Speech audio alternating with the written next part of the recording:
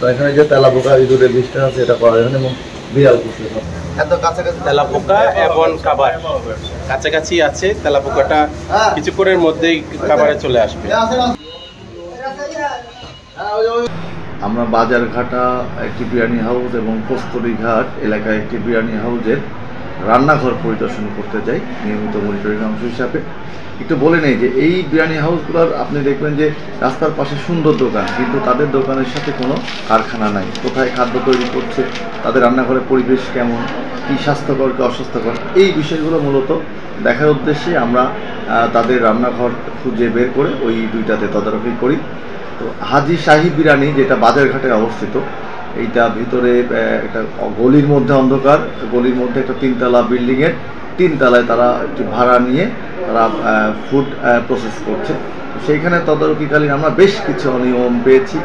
এর মধ্যে ছিল প্রথমত তাদের যে ফুড পার্সোনাল খাদ্যকর্মী ছিল তারা মাথায় হ্যাট পরিধান করছে না, তাদের কোনো ধরনের কোনো ইউনিফর্ম নাই।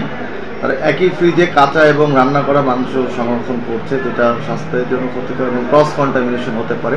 পাশাপাশি তাদের খাদ্য স্থাপনায় প্রচুর তেলাপোকা, এবং এত বেশি তেলাপোকা যে আমরা বেশ কিছু ভিডিও করেছি। তাদের খাদ্য যেখানে সংরক্ষণ করছে এবং প্রসেস করছে, অর্থাৎ খাদ্য প্রক্রিয়াকরণ যে জায়গাটা, সেখানে অনেক তেলাপোকার উপস্থিতি। পাশাপাশি তারা সেখানে ধূমপানও করে। আমরা সিগারেটের টুকরো পেয়েছি এবং তাদের যে অগ্নি নির্বাপক যন্ত্র সেটা মেয়াদ উত্তীর্ণ।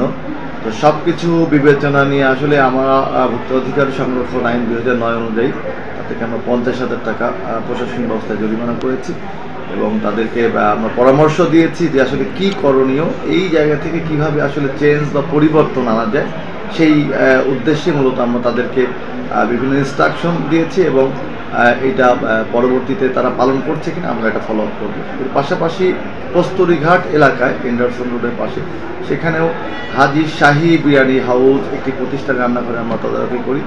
সেখানেও ছোটো ছোটো ত্রুটি ছিল। এর মধ্যে উল্লেখযোগ্য যে আসলে তাদের যে রান্নাঘর অত্যন্ত অস্বাস্থ্যকর, তাদের টয়লেটে সাবান নেই। খাদ্যকর্মীরা যে টয়লেট ব্যবহার করছে সেখানে কোনো ধরনের হ্যান্ড ওয়াশ বা সাবান নাই, অর্থাৎ তার টয়লেট ইউজ করার পরে তারা ওইভাবে হাত ধুয়ে আবার খাদ্য প্রসেস করছে। তারা মাথায় হ্যাট পরিধান করছে না এবং খুব স্বেচ্ছাতে নোংরা পরিবেশে রান্না হচ্ছে। তাদেরকেও ছোটো প্রতিষ্ঠান, সব কিছু বিবেচনায় নিয়ে ওখানেও আমরা সতর্ক করেছি এবং সতর্কতা হিসাবে 10,000 টাকা জরিমানা করা হয়েছে। তো এই দুটো প্রতিষ্ঠানকে আজকে তদারকিতে 60,000 টাকা জরিমানা করা হয়েছে এবং আমাদের এই তদারকি জনস্বাস্থ্যে এটা অব্যাহত আছে এবং এটা জনস্বার্থে অব্যাহত থাকে। Indian product